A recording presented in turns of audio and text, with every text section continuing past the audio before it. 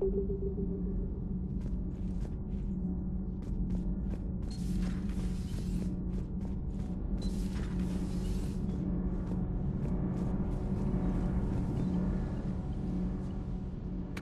welcome back to the Normandy. Or maybe you should be saying that to me. Engineer Adams, what are you doing here? I was put in charge of the drive core retrofits. My experience on the Normandy SR-1 made me an obvious choice. So, what do you think of our SR-2? She's incredible. If there's one nice thing I can say about Cerberus, it's that they know how to build a ship. And about that, Cerberus, I mean, I owe you an apology. How so? Back when you got this ship, Dr. Chalk was contacting me, asking me to help with your mission against the Collectors. I refused. I didn't have your back, and I'm sorry for that. Why didn't you join us? I saw what happened to you when the Normandy went down. I didn't trust that it was really you, and I certainly didn't trust Cerberus. Also, as an officer of the Alliance, I don't just leave my post, you know? You can make up for it on this tour of duty. Yes, sir. Is your family okay? My parents are serving on Viridian Zenith, an Alliance agricultural vessel. My sister is a navigator on the SSV Benjamin Davis. Happy to report that both vessels are safely under Hackett's command.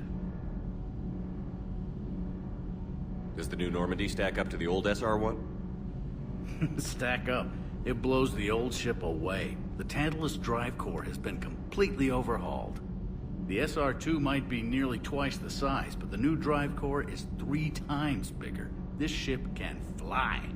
That said, Cerberus isn't too high on safety. If pushed past her limits, this core would vent into engineering. Guess it gives my team incentive to keep her well balanced during a firefight. Do your job or get vaporized. Pretty much. I noticed you upgraded the kinetic barriers with cyclonic technology. Should help reduce the draw when under missile fire.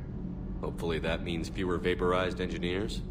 The IES stealth system is significantly improved. It can handle a higher blue shift of our emissions. And that means? We should be able to drop out of FTL without triggering every sensor in range. Very handy for stealth reconnaissance.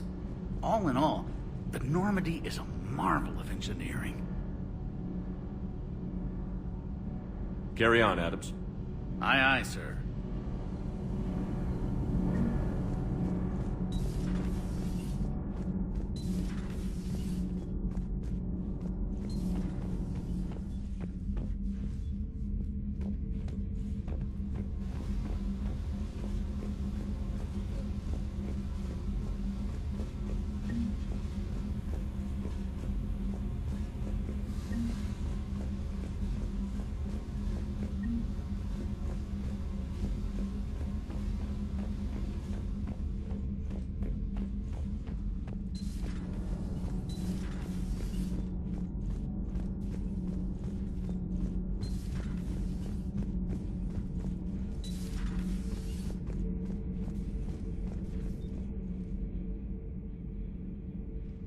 How's your new assignment working out, Allers? Fairly normal, except for the unshackled AI, Matriarch Benezia's daughter, and the communicator that can reach Earth. The first two, I can deal with. That last one gets my attention. So what are you asking for exactly? Anything from Earth is the lead story right now. That's not opinion, it's fact. Maybe I can pass on a few non-classified progress updates. Seriously? You just doubled my ratings. I don't need FaceTime, just a data upload. Your story is Cerberus. They're a clear and present danger to everything we try to do. Alien audiences will hate them. So they're traitors to Earth and the galaxy. I wouldn't have to torque it much. And you do have an inside track on Cerberus. All right, you feed me your info, and I'll keep biting.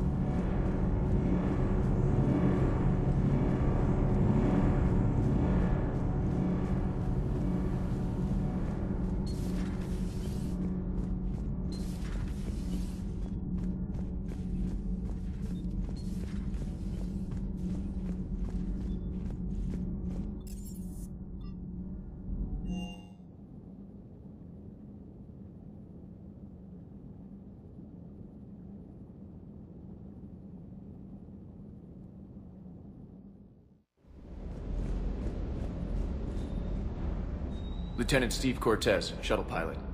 Got news about our supply chains, Commander. Good work, Lieutenant. What have you got? Dios, straight to business without even a hello? You two need to chill out. So you do care, Mr. Vega? Or is that the Cerveza talking again? So what's happening with our supply chains, Lieutenant? Alliance procurement chains are in chaos, but the Citadel's economy is still running. I can network to Citadel retailers. You can view inventory and make purchases right from this console. When I network to a new store, I'll let you know. It does cost more to coordinate delivery to the Normandy, so it's cheaper to buy supplies when you're there. So you're my shuttle pilot, but you're setting up procurement chains? I wasn't assigned as Normandy's pilot.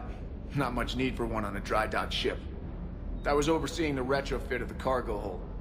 I'm quite familiar with the operation and maintenance of the UT-47 Kodiak and the M44 Hammerhead. From my experience, it made sense for me to take over as shuttle pilot when we left Earth. Especially given Mr. Vega's love of mid-air collisions. To save the day, pendejo. I'm also responsible for logistics, making sure the armory and shuttle are properly stocked and maintained. How long have you been with the Alliance? About 10 years. I enlisted in First Fleet serving on the SSV Hawking, flying F-61 Tridents mostly. I love the Trident. It practically dances in low atmo. I spent as much time tinkering on my bird as flying her. Got a bit of a reputation. So, you can fly fighters and fix them. Yeah, and I got a knack for procurement too. They were grooming me for CAG, but my skill set made me more valuable commanding a flight deck. They assigned me to the Normandy retrofit team about 5 months ago to oversee all cargo bay modifications. What happened to the M44 Hammerhead?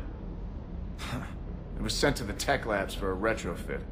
To afford mobility with such a small ESO core, its design sacrificed armor plating. The lab engineers are trying to improve that. After the Reaper invasion, those labs are probably just a pile of rubble. The Kodiak seems a bit different. Good eyes, Commander. This is the UT-47A Kodiak. It's got an upgraded ESO core and prototype stealth technology based on the Normandy design. For quick drops, I can get you in and out virtually undetected. She flies like a brick, so that's why you need a good pilot. Do you maintain this armory? I share that duty with our illustrious Mr. Vega. Though I believe the only weapon he really cares to maintain is himself. You know you love the show, Esteban. The first retrofit we did was to move the armory down from Deck 2. I'm not sure what Cerberus engineers were thinking. Now you get off the elevator, pick your gear, and head right into the shuttle. Just like the original Normandy. Welcome back to the Alliance, Commander. You were stationed on Earth. Do you have family there? I'm an only child. Lost my parents years ago. I had a husband back when I was stationed at Ferris Fields. The Collectors took out the whole colony. I'd rather not talk about it. Keep up the good work. Yes, Commander.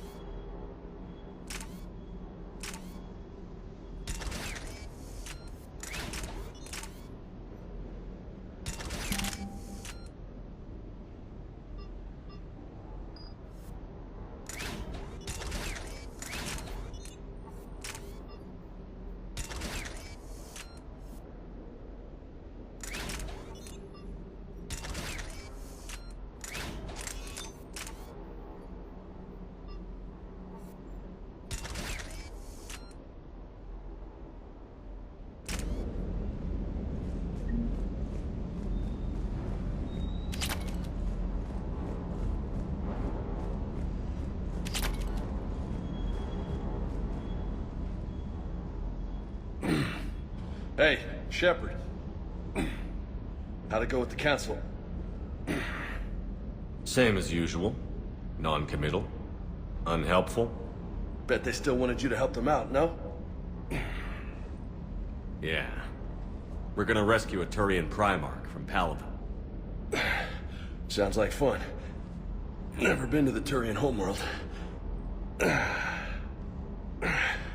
You down here for a reason? It's my ship. I go where I want and talk to whoever I want. Fair enough.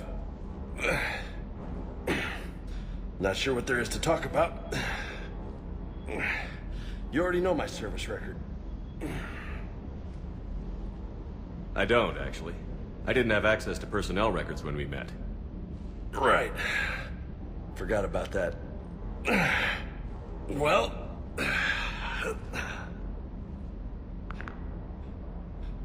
Think you can dance and talk at the same time? Yes, I can, Lieutenant. You pulling rank on me, boss? We're just soldiers down here, no? Sure. But this soldier will clean the floor with you if you step out of line. Ha! You sound like my old CO. Oh, yeah? And who was that? Captain Tony. He was a hard-ass son of a bitch, but a good leader. Nice. What do you mean, was? Died. With most of my squad. Protecting a civilian colony from a collector attack. And the colony? It was either them, or the intel we had on the collectors. Intel we could have used to destroy him. I chose the intel. Sorry. That's a tough call.